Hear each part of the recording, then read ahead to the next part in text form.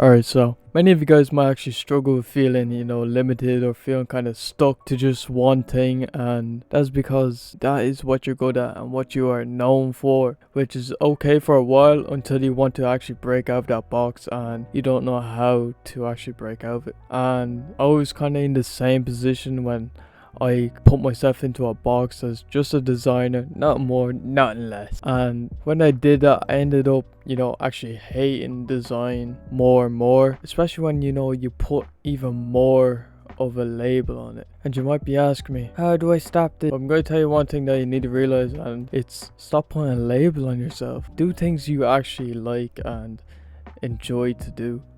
So when I kind of had that label, I was not even just a designer. I was a social media graphic designer, and that's just making banners and thumbnails and shit like that. But when you put a big label on that, like a specific label like on yourself, you'll be looking at like cover arts and you'll be like, how the fuck do I do that? And you feel like you can't do it, and obviously you can, but it feels like you can't. It feels like it's so far away that you can't do it. And I feel like you kind of have to step back and realize and do other things as well. So what I did was I picked up making music, and I realized that when I didn't have a label on it, I enjoyed it more than when I did have a label as being a graphic designer. Now I kind of, I don't really have a label on myself. I kind of just do what I like to do, and I think a lot of people need to be more like that instead of just being limited to just one thing.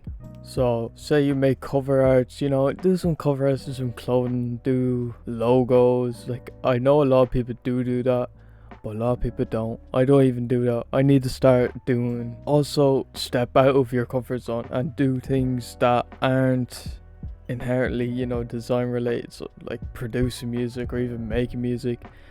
You could, I don't know, video edit.